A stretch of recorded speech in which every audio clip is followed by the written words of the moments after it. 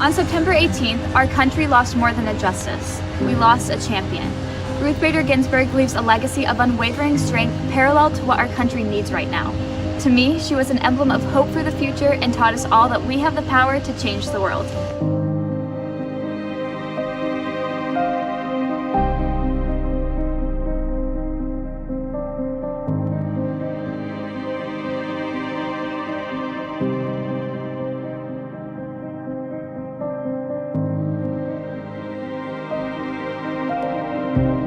I think RBG or Ruth Bader Ginsburg was a great leader for women's rights, gender equality, and to help Jewish people like me get their own rights. It is very sad that she died, and I am very thankful for what she did.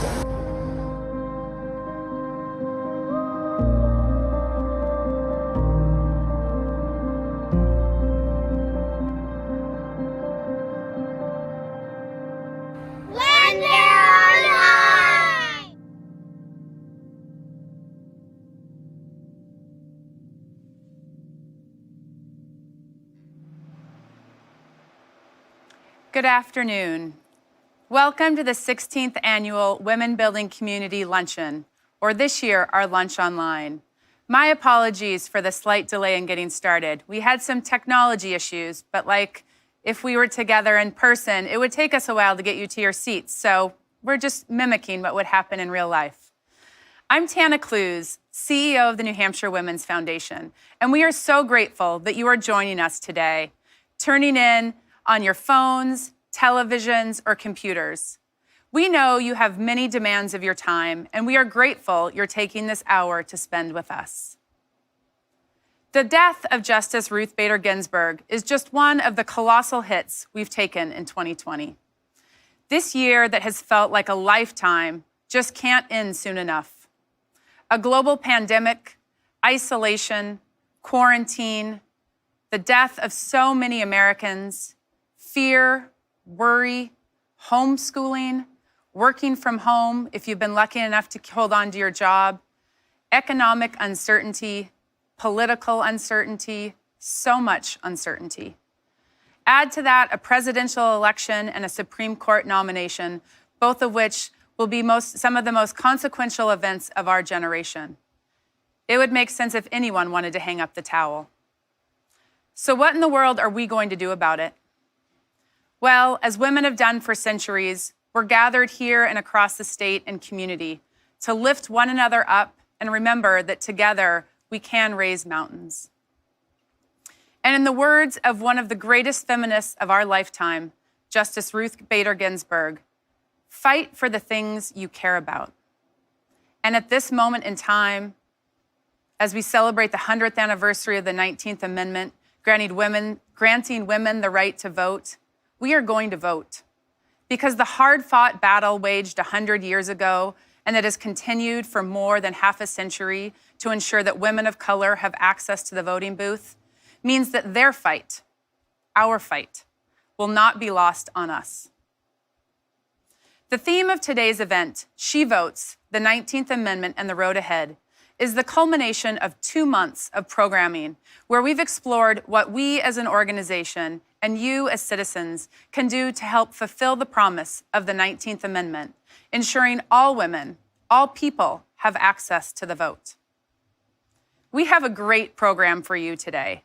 I am so excited to welcome former Secretary of State Hillary Rodham Clinton in a little while. But first, I have some housekeeping and thanks. Although we can't be together in person, we are hoping that we can create an online community by sharing comments, photos, and dialogue on YouTube and social media. Please use the hashtag #WomenBuildingCommunity and share how you are building community together today, like Tara is behind me. You can also follow along in our program on our website, nhwomensfoundation.org/WBC. Today would not be possible without a lot of people, including our corporate sponsors. Our presenting sponsor, Dartmouth Hitchcock, has been a wonderful partner of ours. Our gold and silver sponsors, have also been incredible partners of ours for many, many years, and we're thrilled to see them sponsor our online event again this year. And finally, our She Change sponsors.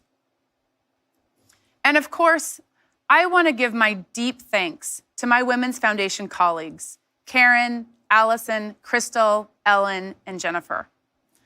Putting on an event like this is a monumental undertaking. I am so grateful to each of you for your unwavering commitment and integrity. And of course, our audiovisual partners here in our studio, Events United, help us at least make it seem like this is a seamless event. I am pleased to welcome Dr. Joanne Conroy, CEO and President of Dartmouth-Hitchcock Health. Joanne and her team have been valued partners of ours, and we are grateful they recognize the importance of investing in the Women's Foundation and the work we do. Before you hear from Joanne, however, we have a few of our 2020 grantees who wanted to say hello. Hi, my name is Linda Harris, and I am the Executive Director of Shelter from the Storm in Jaffrey, New Hampshire. Our mission is to provide transitional shelter and support programs for the homeless in our area. Thank you for your support. We greatly appreciate it. Greetings from Breakthrough Manchester, where we inspire students on their path to college and develop educational leaders. Greetings from the Family Resource Center at Gorham, serving the children and families of Northern New Hampshire through our mission to build healthier families and stronger communities. Hi, I'm Susie Spickle with the Harris Center for Conservation Education in Hancock. I run Lab Girls, a program in the Monadnock region's middle and high schools. We empower young women to explore and connect to STEM by providing hands-on experiences with diverse role models.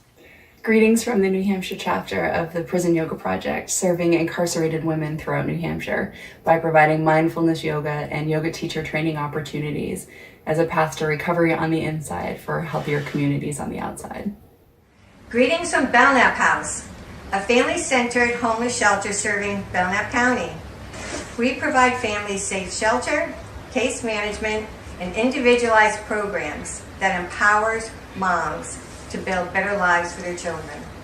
Greetings from the Women's Rural Entrepreneurial Network, WREN. We are located in Bethlehem and support women in northern New Hampshire. We are so thankful to be a recipient of one of the New Hampshire Women's Foundation's grants. Thank you so much. Thank you, Tana. It's so inspiring to celebrate the 100th anniversary of the 19th Amendment and to recognize Secretary Clinton for all she has done for every American, both women and men, throughout her career. It's an honor to be here with you, and it's an honor for Dartmouth-Hitchcock Health to be the presenting sponsor of this New Hampshire Women's Foundation event.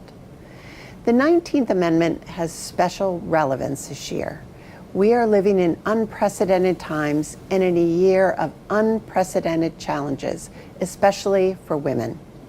We don't yet know the full impact of the pandemic on women, but what we do know is that working women, and especially women of color, are being disproportionately impacted by the pandemic, and for many, their careers are at risk. The challenges of juggling family, limited daycare, online school for their kids, the needs of their adult parents, and shrinking finances during this pandemic are daunting. A recent article by Catherine Thorbeck of ABC News cites a study by Leanin.org and McKinsey & Company research showing at least 1 in 4 women are considering downsizing their careers or leaving the workforce because of COVID-19. This marks the first time in 6 years of the annual report that researchers found evidence of women intending to leave their jobs at higher rates than men. Researchers also warned this exodus could possibly undo all the gains women have made in management and senior leadership roles over those past 6 years.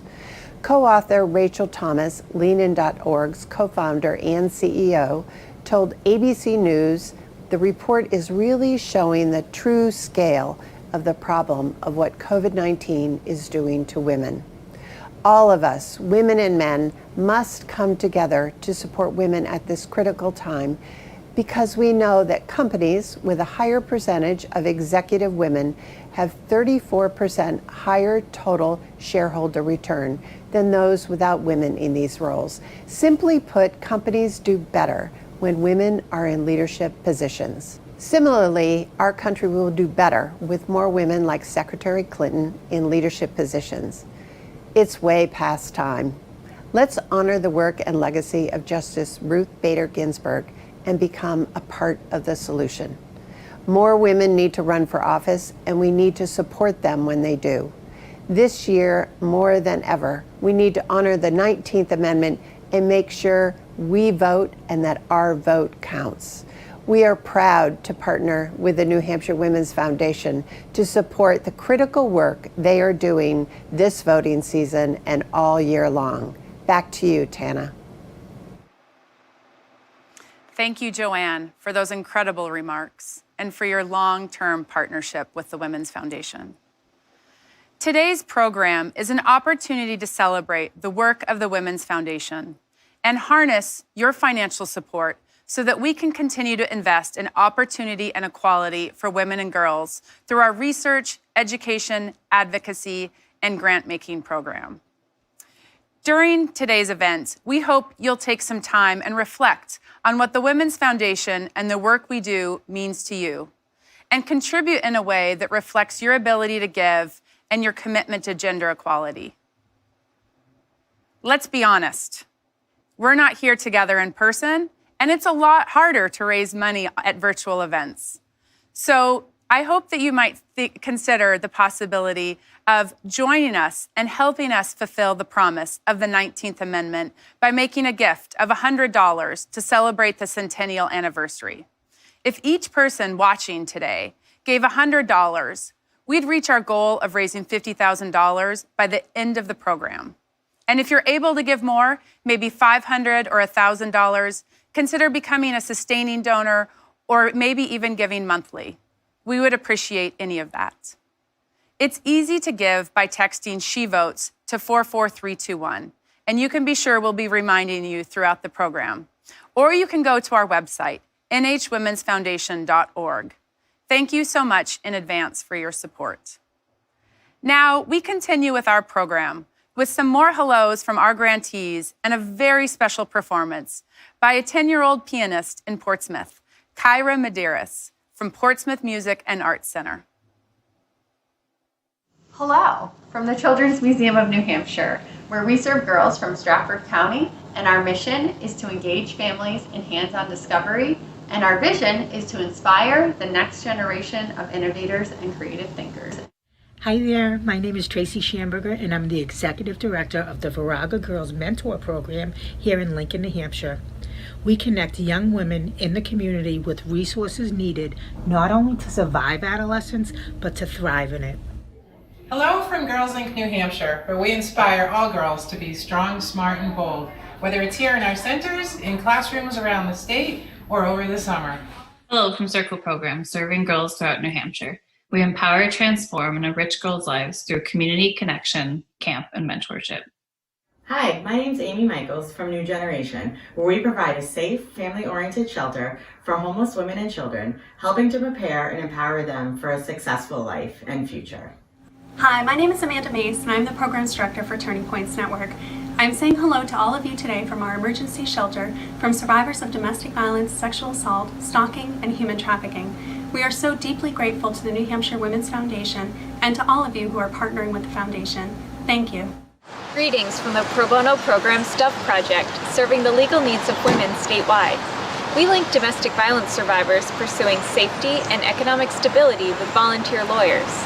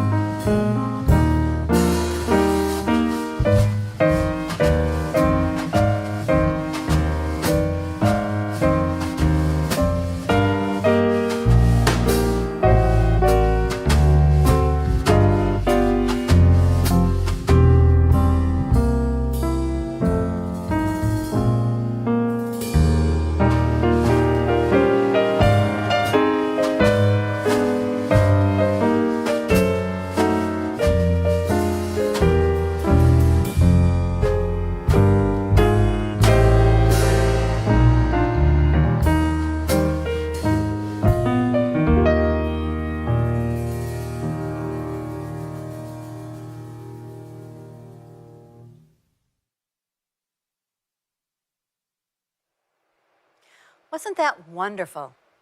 Thank you to the Portsmouth Music and Arts Center, and especially Kyra Medeiros for showcasing the creative talents of girls on the Seacoast. I'm Ellen Koenig, Director of Grant Making for the New Hampshire Women's Foundation. Like many women's foundations across the country, grant making is a core part of what we do because we want to help our nonprofit partners make an impact in the lives of women and girls in very direct ways. We trust them to know the best ways to do that, and we want to support their work. At this point, we can only fund about 1 out of every 4 applications we receive, and passing on the chance to support great work is tough. That's why, with your help, we aspire to quadruple our grants budget over the next decade, thereby investing $500,000 each year in organizations across New Hampshire that serve women and girls.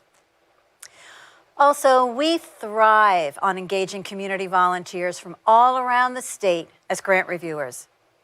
Having several dozen folks from all walks of life, both women and men, helping us review grant applications brings a broad array of experiences and opinions into our discussions.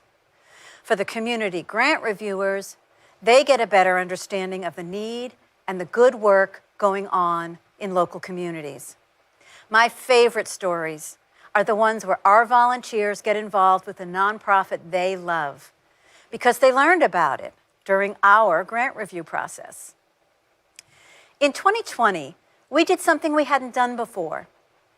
When the pandemic struck in March, we immediately started hearing from nonprofit partners who were having to cancel events and programming and were afraid they'd have to lay off staff. Although we heard whispers that state and federal funding might be coming, we knew there was a group of nonprofits who might not make it until help arrived. They were the smaller nonprofits serving women and girls who, without immediate assistance, could potentially close for good. So, in less than 2 weeks, we issued rapid response grants to 10 organizations across New Hampshire, providing critical funds well before there was help from the state or federal government. And each of those organizations has been able to stay open. I'm proud to say that between our rapid response grants and annual community grant making, we funded 21 different organizations in every county in the state.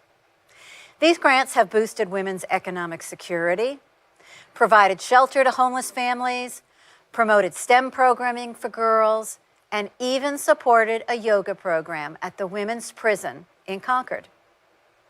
We invited them to tell you a little bit about themselves and the important work that they do. We've already heard from a few of them, with more to come throughout the program.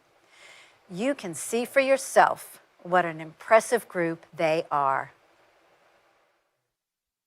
Greetings from Girl Scouts of the Green and White Mountains, serving girls in New Hampshire and Vermont. We are girls of courage, confidence, and character who make the world a better place. Hi, I'm Jen Hubble, the Executive Director for Girls on the Run New Hampshire. We inspire girls to be joyful, healthy, and confident.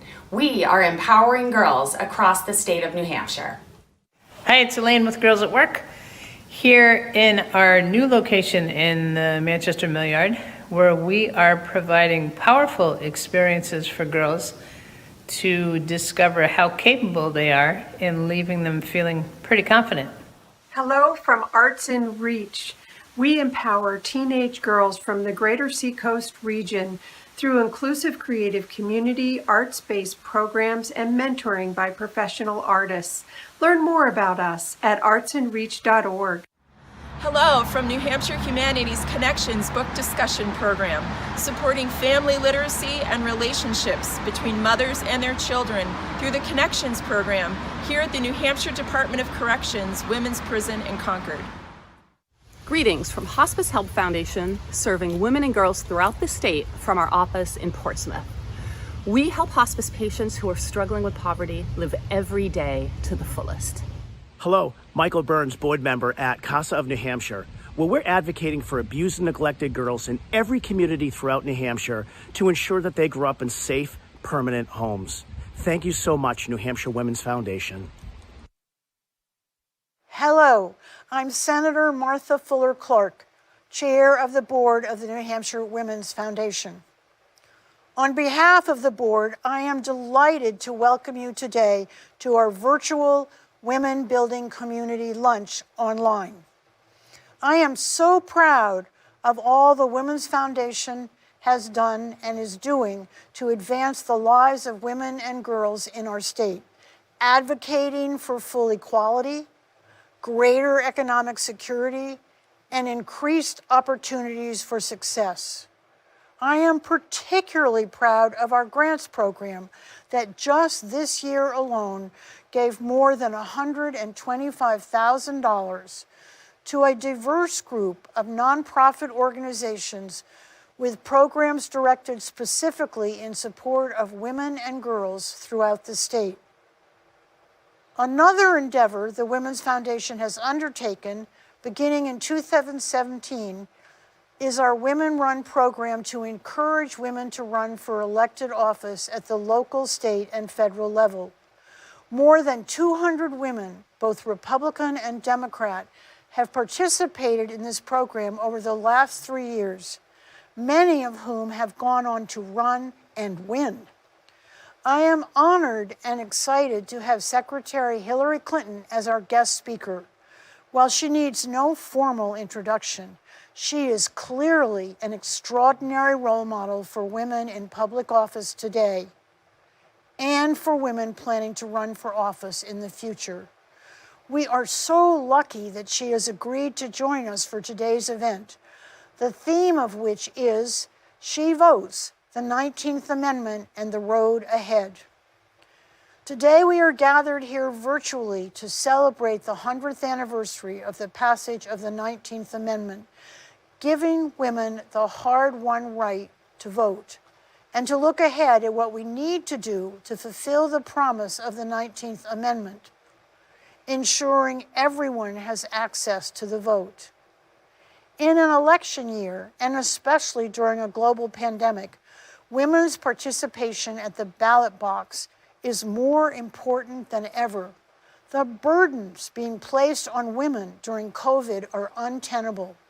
Women are now expected to balance work, oversee remote learning, parent, as well as taking care of their elderly parents.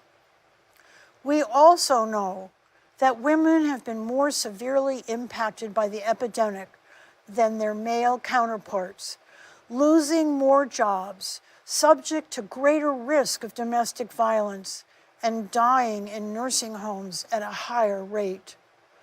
Now more than ever, women need to exercise their right to vote so they can bring about the changes we desperately need to help rebuild our country. Here in New Hampshire, women need to earn a livable minimum wage, have access to family and medical leave insurance, and see an end to the existing gender wage gap. With thanks to our friends at New Hampshire Public Radio, GBH, and the American Experience, let's take a moment to remember the struggles of the suffrage movement 100 years ago through this clip, The Vote.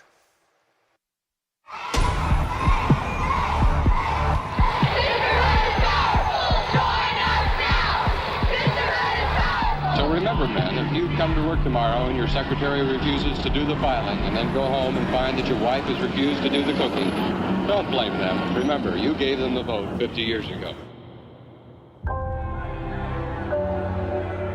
The textbooks when I went to school said women were given the vote. We weren't given anything. We took it. You had 5,000 women marching down Pennsylvania Avenue, and surrounding them were 100,000 men, many of them drunk. And they assaulted the marchers and sent 100 of them to the hospital. Alice Paul is an absolute force of nature. She's impatient and confrontational. People felt that she was going to import militant tactics. Black women have a stake in this question. They see it as part of a larger struggle for racial justice. Southerners were very frightened. The senator from Mississippi said that'll be the end of white supremacy if black women get the vote. No one had ever picketed outside the White House like this before. It was a brilliant way of upping the ante. They were being arrested repetitively. The conditions that are reported seem to be wholly out of proportion to any crime. A hunger strike was taking it to the next level. The fact that a woman will put her body on the line to be a citizen is considered shocking. The right to vote has always been about power and who has it and who doesn't want to give it up. We're still fighting over who has that power.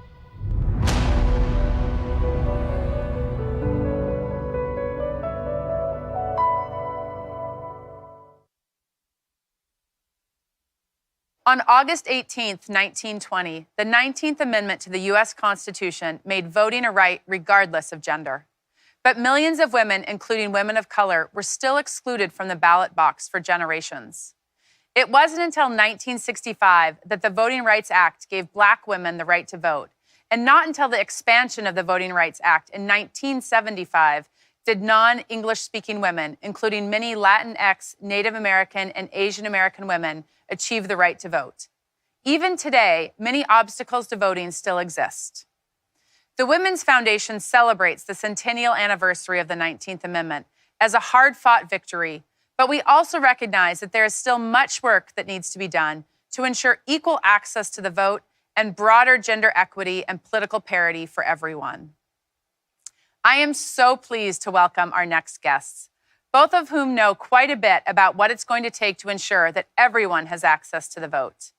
And although I wish that they could be here in person, thanks to technology, they're able to join us today virtually. Former Secretary of State Hillary Rodham Clinton really needs no introduction.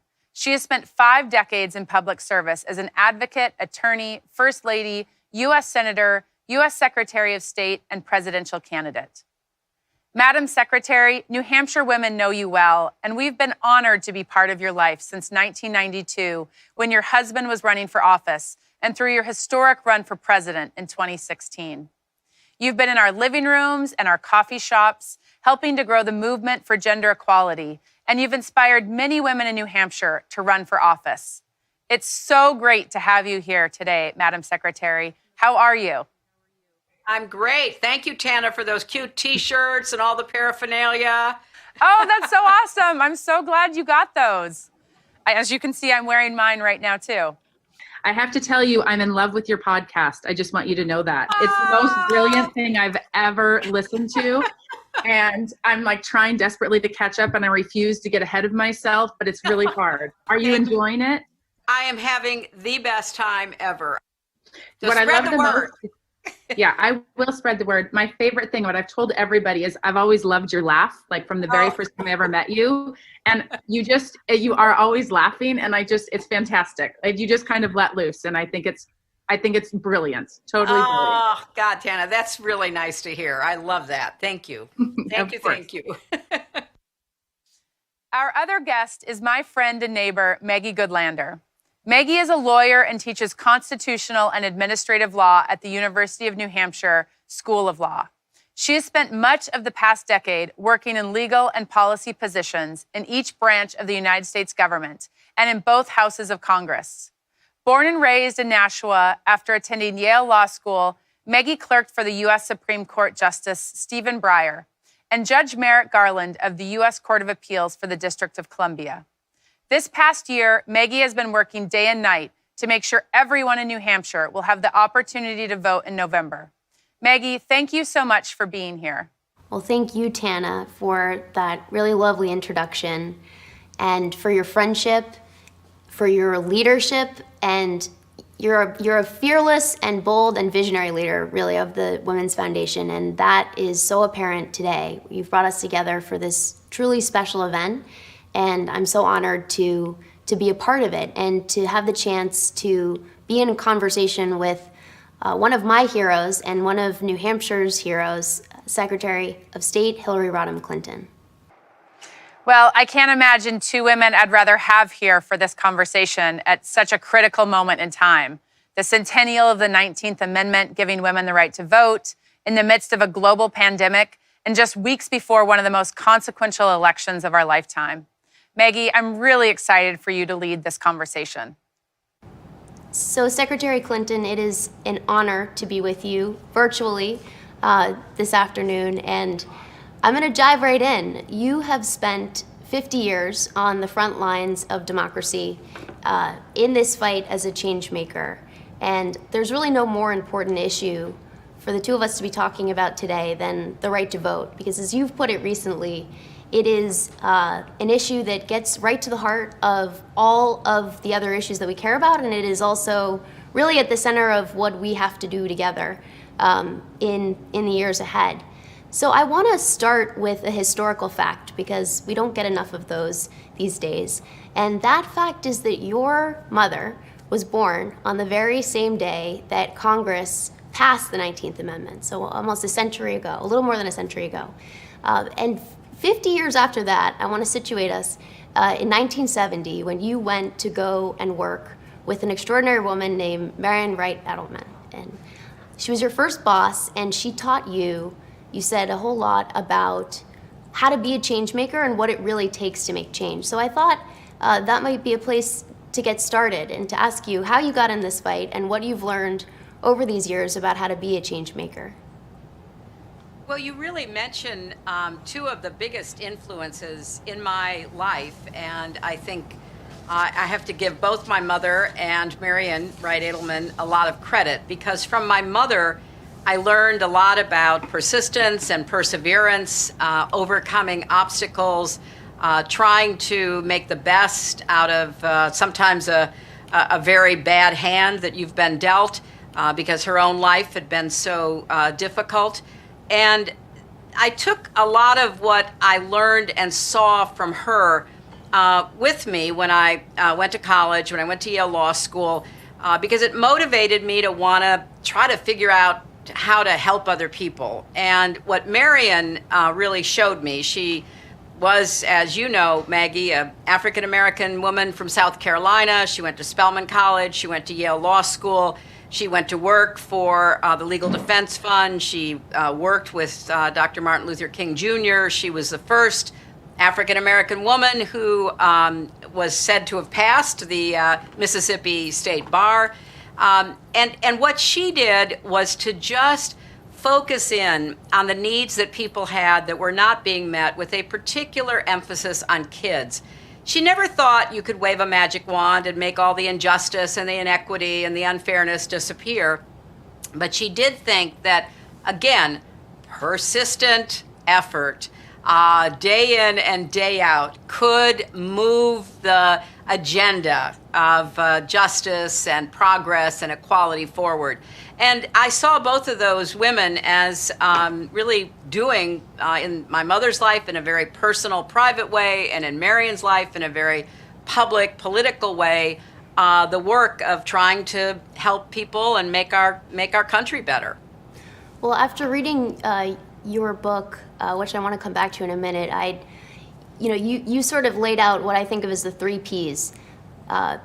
Principles, pragmatism, and persistence. So I want to come back to the 3 Ps in a minute, but first, because our time together is short and we've got a century to cover, I want to fast forward to 1995, September 5th, 1995, and take us all the way around the world to Beijing, China, where you spoke words that changed the world. You said that women's rights are human rights, and those words not only changed the world, they're also on my favorite t-shirt, and t-shirts around the world, and tote bags around the world. But more importantly, those words inspired and gave life to a framework that's still very much applicable today, that is guiding, more than 190 countries now around the world towards the march to equality. 14 women from this great state of New Hampshire were there in Beijing among the tens of thousands of others who watched you. And I'm really, it's my real pleasure to be able to bring to you one of those amazing Granite State women, your friend and our very own Representative Jackie Weatherspoon. Hello, Secretary Clinton. I just want to thank you for being such an inspiration to generations of women and girls, and especially for the many partnerships you have built with women of color. Hillary, throughout your career, you have been at the forefront of advancing gender equality and building more political power for all women, not just here in the United States, but across the globe. I look back to the confidence and the bold vision that you articulated 25 years ago at the 4th UN Conference on Women, and I see many of the roots of my own involvement and activism. I had the honor of a lifetime to travel to Beijing with a delegation of New Hampshire women and to hear your declaration that rang out across the world. Women's rights are human rights, and human rights are women's rights. Earlier this month in the Atlantic magazine, you reflected on that bold statement and on the uneven progress for advancing women's equality over the past 25 years. You evolved your thinking to declare, rights are important, but they are nothing without the power to claim them. So my question for you is, when it comes to achieving the full and equal participation of women in political life, what are the areas you've seen the most progress in the 25 years since Beijing? And what do you consider the most urgent, unfinished business toward ensuring that women have an equal voice and an equal vote in our democracy? Well, I'm so glad to hear from Jackie. And it seems like just yesterday that we were all in Beijing at the 4th Women's Conference. In addition to my speech, which did strike a chord and became a rallying cry, we adopted something called the Platform for Action. 189 countries at that time signed on to it. And it was a real blueprint for what countries and non-governmental organizations, businesses, communities could do. So I think generally I could say we certainly have made progress in the last 25 years, particularly if you look at health and education. Fewer women are dying in childbirth. More women are getting access to the health care that they need. More women are going to secondary school and on to university and college. We're not where we need to be, but we've really seen big jumps and a greater acceptance by societies that women deserve quality health care and quality education. However, we still have a lot of work to do in 3 other areas that were highlighted. One is in politics and government. We're nowhere near equity anywhere. There are a few outlier places that have close to parity or slightly better in legislative settings, but in general, it is not where I think many of us hoped it would be. And we don't also have governments that have committed themselves to improving the lives of women and providing pathways to equality and full participation the way that we should. Similarly, in the economy and business, we've made progress, but not nearly enough.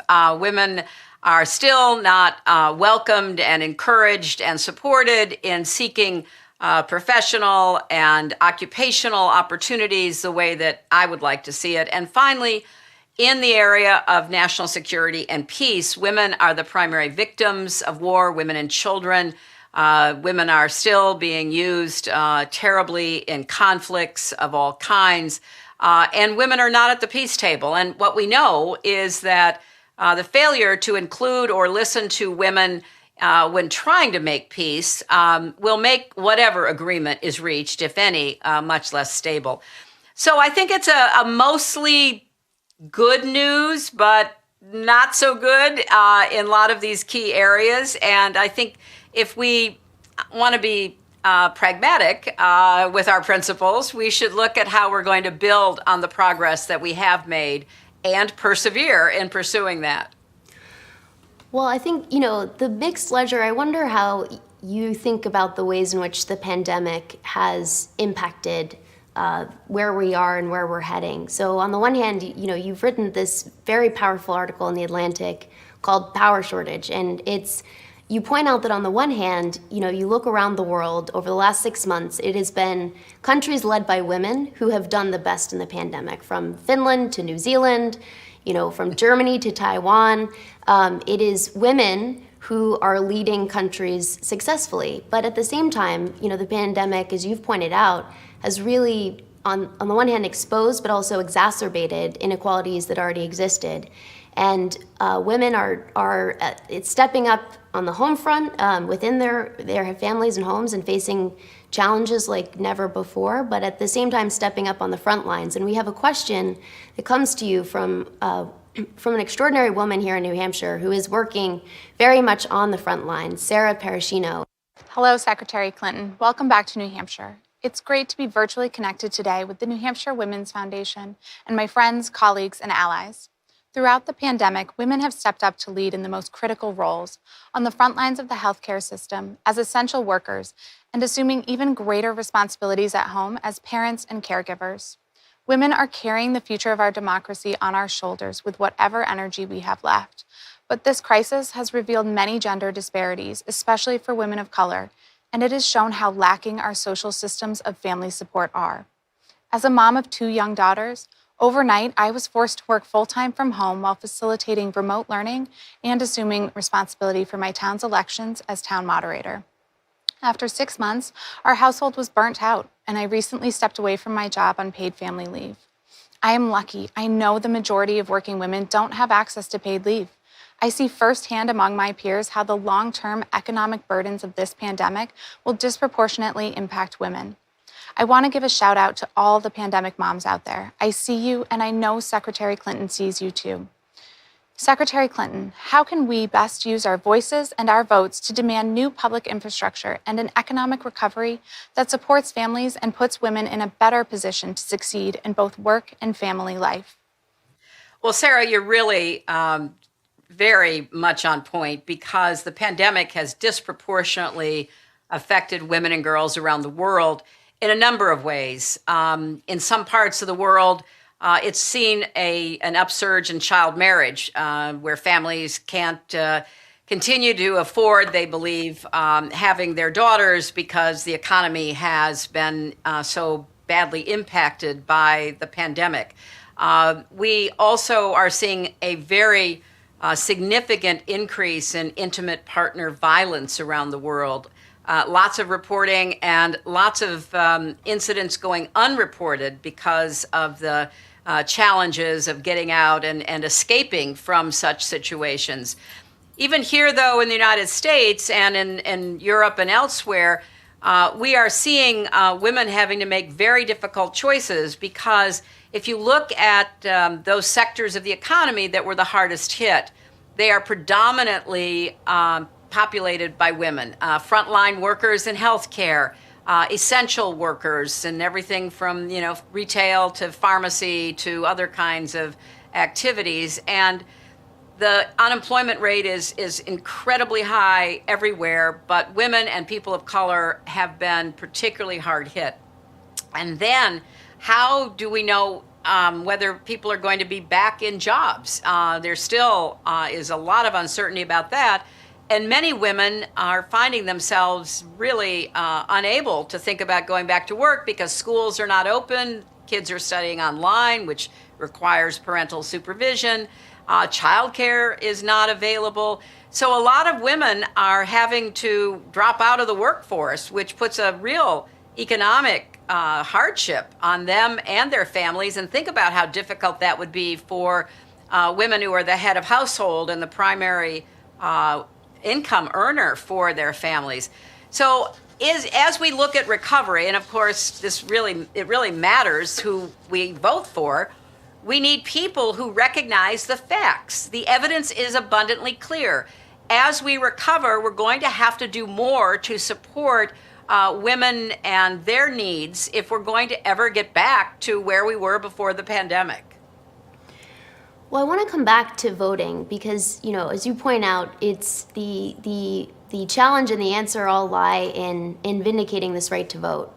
And I want to ask you about two American heroes who know probably more than anybody about the importance of the right to vote. And one is your friend and a true American hero, Congressman Lewis. And I share a special connection to Congressman Lewis because I was born the day that he was elected to the United States Congress. And my mom was casting her ballot in the Broad Street Elementary School polling place when her water broke, and the rest is history.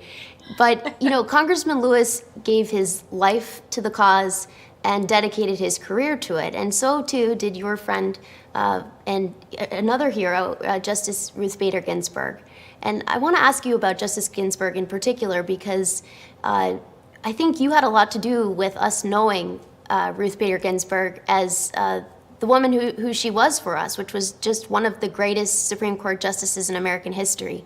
So if I could, I wonder if you could reflect on the role of Justice Ginsburg's work as a lawyer when you were teaching law school and studying law. You know, in 1971, she argued Frontiero against Richardson, which, you know, for the first time changed the way that we think about the Equal Protection Clause of the Constitution. But what did you see in Justice Ginsburg, and how do you see what her contributions to our country?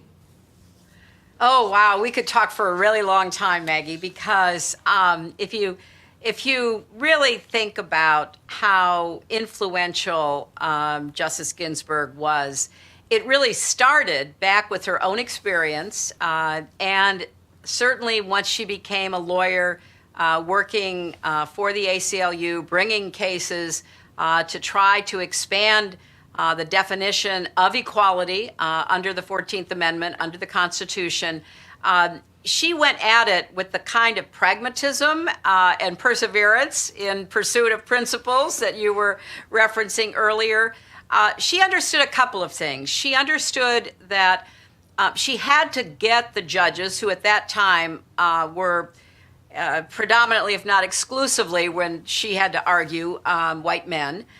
She had to get them to understand the case she was making. So she very smartly brought cases on behalf of men who were denied certain rights because it was just assumed that taking care of an elderly parent would be a woman's, a wife's, a daughter's job. And she found a plaintiff for whom it was a son's job, and so on. And she made her case on really strong grounds because she was able to get judges to put themselves in the position of the plaintiff, which is always an effort that litigators try to achieve, but not always easy. And she understood, too, that this wasn't going to happen overnight, that you had to build the cases. You had to educate not just the bench, but law professors and lawyers across the country to understand what was at stake. And so, of course, when my husband had the chance as president to fill a position on the Supreme Court, he was deluged with all kinds of wonderful ideas for potential justices.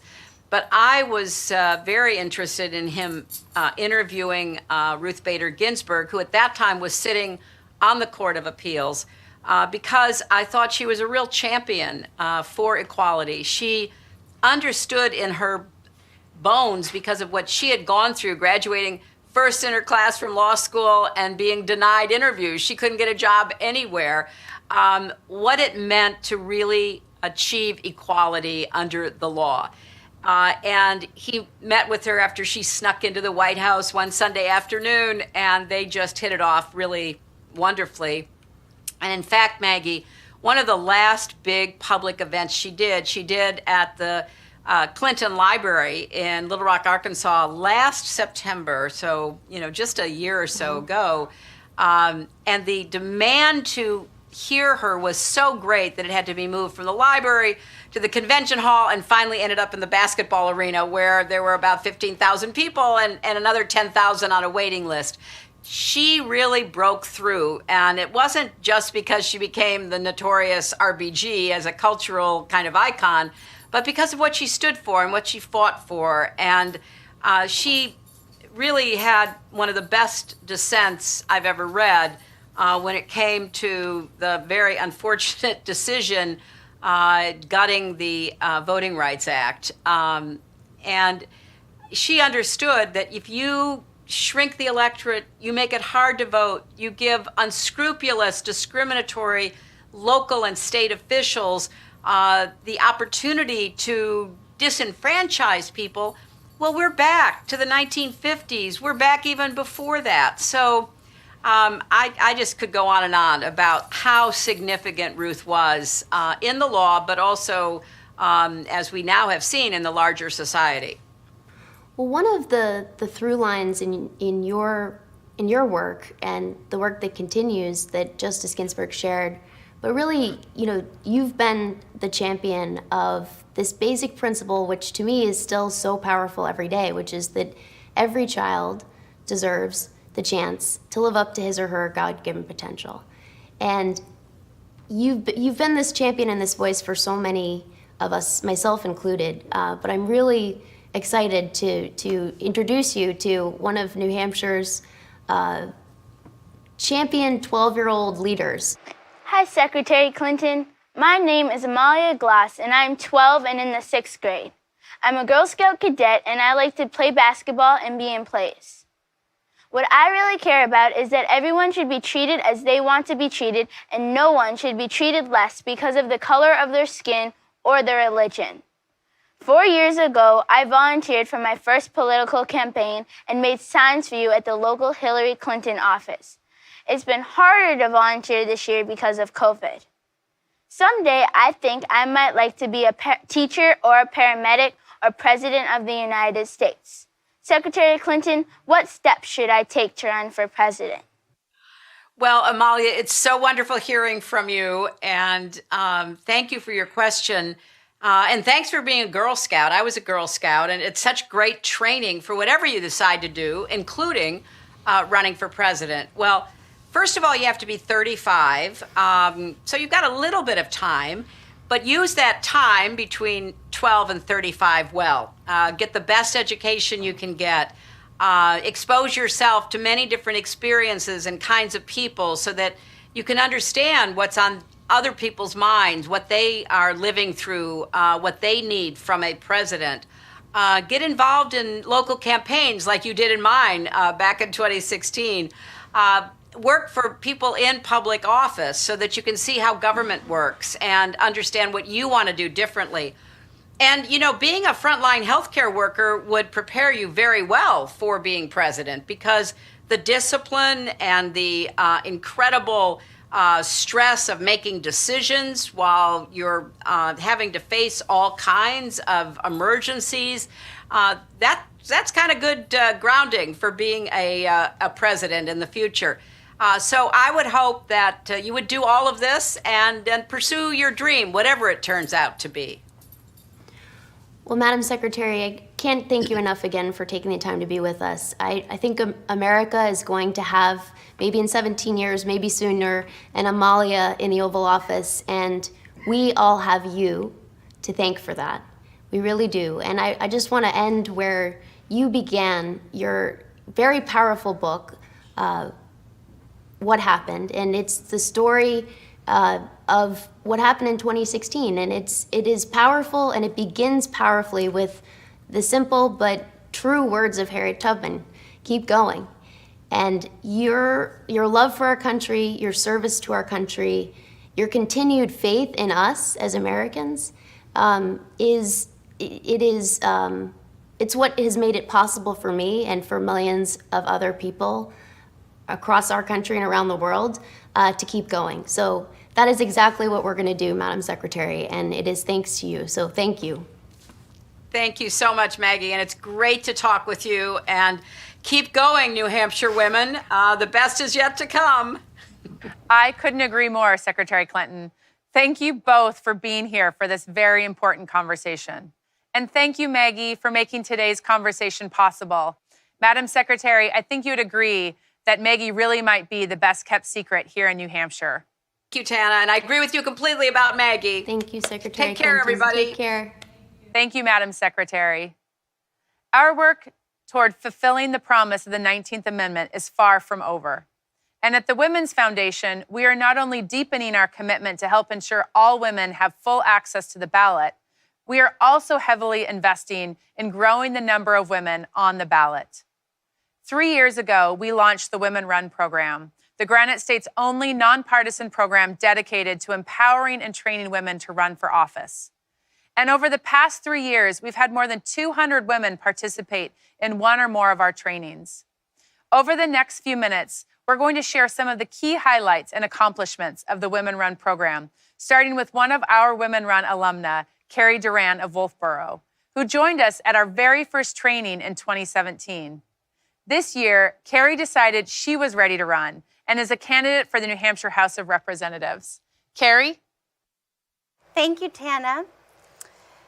My name is Carrie Duran, and I'm running for office this year.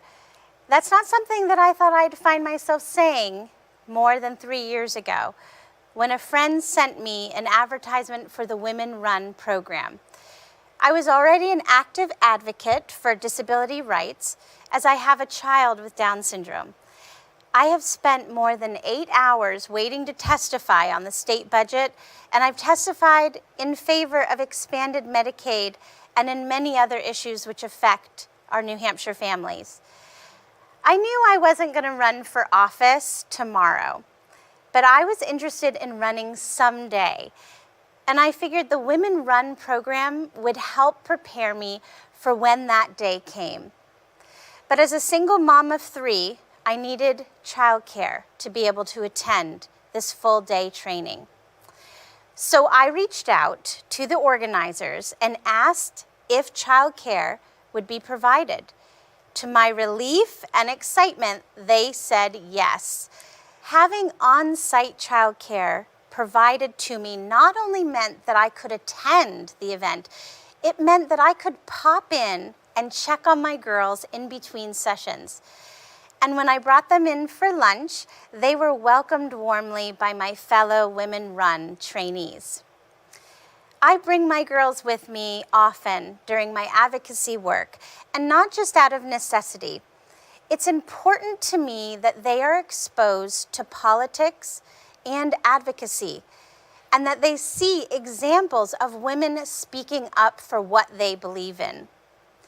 There are a lot of women like me who want to run for office, but often we face unique barriers, including lack of access to quality and affordable childcare, and the assumption mothers do not have the time to run for office or serve their community. But our voices are needed too. When I made the plunge to run for state rep this year, I pulled out my notes from the Women Run 2017 program, and I found the tools I needed to launch my campaign. I participated in the Women Run program again this year, but as an alum. And it was the first year the program was offered online.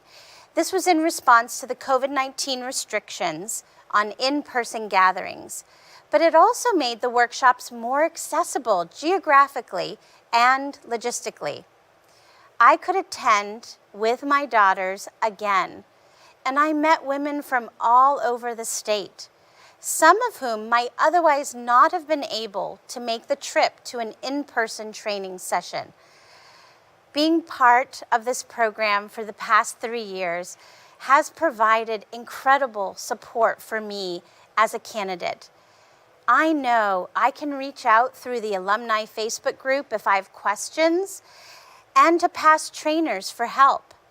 And I've still got that handbook I was handed in 2017. The Women Run program taught me a lot about running for office, but the first thing they taught me was that it was okay to ask for help. By saying yes when I asked about childcare, they let me know that moms like me can and should run for office. To all the women out there thinking that you might run for office someday, or that you'd like to support other great women running for office, I urge you to sign up for the next Women Run training. Our voices are needed to show the next generation that we can and should be at the table. Here's a look at the Women Run program, which has helped us raise our voices over the past few years, starting with that very first 2017 training that I and my 3 daughters attended. I came here today hoping to learn something, and I'm leaving with my head full of ideas and a real renewed sense for why public office is going to be right for me. I am making people think about what their current alderman is doing. I came today to learn about how to run for office. I've been inspired by every woman in here and all of their stories, and I think I've made the decision to run as well. When I saw that the Women Run program was happening in my area, I said to myself, why not? Because it is the first time I'm running, I figured I needed all the help and advice I could get. It was great. I learned everything I needed to know, nuts to bolts, fundraising, door knocking. Print media, social media, how to manage it, what kind of help you need to build up around you to run an effective campaign. Given that we're in a COVID environment, we took some of the content that was formerly offered in in-person trainings and we broke it up and delivered it in a series of sessions, as well as really built out some new programming that was unique to COVID. All of the women leaders who I am interacting with are stepping up and bringing that critical experience to the table. They dive in, they identify the issue, and like Senator Hassan said, they get it done. I can't think of a more important time in my lifetime to talk about women running for office. If you really want to have something happen, ask a very busy woman. You don't have to be an authority in all the fields. There are hundreds of women listening right now that have the same attributes that can deliver the same level of services to the communities that hopefully they'll seek elected office in. If you want to have the New Hampshire that I want to have, please just get in there and do it now. And the Women's Foundation and the Women Run program will be by your side to support you before and once you're in office. Our Women Run program is a shining example of our commitment to women's leadership and a critical action step for the Women's Foundation in fulfilling the promise of the 19th Amendment. Through this program, we are growing political power for New Hampshire women, electing more women to state and local offices, and ensuring more women's voices and experiences are part of our policy-making decisions. Over the past 3 years, 179 women have enrolled in our training programs. We've hosted 7 in-person trainings across multiple regions of the state. And as you saw in our video showcase, we hosted 4 statewide virtual trainings this year, adapting our program to maintain a consistent source of women's leadership development, even in the face of a pandemic. As we've grown the Women Run program, we've engaged New Hampshire's top elected women as trainers and mentors for our participants. And we've partnered with organizations such as the New Hampshire Women's Bar Association and the YWC of Manchester to tailor programming to specific audiences. Of our Women Run alumni, 30 ran for state or local office in 2017 or 2018, and 34 Women Run candidates are on the ballot in 2020. The women who have participated in our trainings have gone on to seek a wide array of state and local offices. We've had a gubernatorial candidate, a county attorney candidate, 2 candidates for state senate, 35 candidates for state representative, and 6 municipal candidates, both in the school board and city council. Many more of our alums are helping other women's campaigns by serving as campaign managers or fundraisers for others with skills they've acquired through our program. You know, I couldn't be more proud of our Women Run program.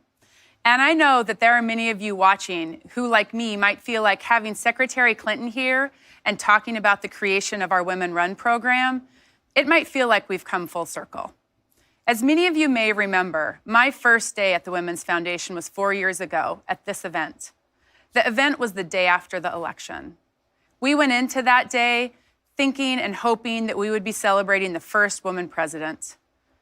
But so many of you entered that room that day in a state of shock. I was in a state of shock too. The vision I had for this job that day and for this organization was through the lens of a new era, the first female president. What a world we had all envisioned just the day before as we went to the polls in our pantsuits. But that morning dawned a new reality, and I remember laying in bed that morning thinking over and over again, what are we going to do? Who are we going to be? What can we do about it? I bet many of you felt the same way. And so that morning, I sat down early and I wrote a new speech. And those of you who were there may recall what I said that day. I said, I can't help but think about what this election says about this country's readiness to elect a female president. I am haunted by the fact that there are only a handful of women from both parties who are likely to be candidates for president in the coming years. It is time for us, whether Republican or Democrat or independent, to recognize that we need to significantly increase the number of female leaders in local, state, and national politics. I truly mean what I say. This isn't about a party. This is about putting more women on councils, planning boards, legislatures, and corner offices. And I said, let's use New Hampshire's all-female congressional delegation as a springboard to becoming a national leader for empowering, training, and supporting female candidates and office holders. We live in New Hampshire. Politics is our commodity. We have the political connections, exposure, and opportunities that most other states don't have. And we are the New Hampshire Women's Foundation. No one is more suited than we are to take this on. So I challenged you guys that day to think about what we could do to help more women run for office and what the Women's Foundation could do to make this possible. Well, fast forward, you know exactly what we did. Less than a year later, after exhaustive planning and without a clear path for funding, we launched Women Run, New Hampshire's only nonpartisan training program for women to run for office. There was so much we didn't know, but we kept the voices of the many women across the state that we had heard from. They were all saying, what can I do? How can I do more? The story of the creation of Women Run is a story of perseverance and of women recognizing in themselves that we could do better. We could change the world. So here we are, 4 years later, and women are changing the world. But we can't stop. As Secretary Clinton reminded us earlier today, we have to keep going. We have to keep going until we fulfill the promise of the 19th Amendment, ensuring all people have the right to vote. We have to keep going until women receive equal pay to men. We have to keep going until we see more women on the ballot and in office. We have to keep going until there are more women leaders in the boardroom and in the corner office. We have to keep going until women no longer bear the brunt of the burden at home. And we have to keep going until we achieve gender and racial equity. There is still so much more work to be done, but we will persevere, and with your help, we will continue to invest in the women and girls of New Hampshire until we are all truly equal. Please, today, when you leave here, make sure you have a plan to vote. And also, before you sign off today, please donate and help us invest in the women and girls of the Granite State. I am so appreciative that you've taken the time to be here. Thank you to Secretary Clinton and Maggie Goodlander for bringing us such a rich and robust conversation. Thanks to everyone who participated in this program. We've gotten a lot of messages from you today asking about the t-shirts and our masks. They're all available online.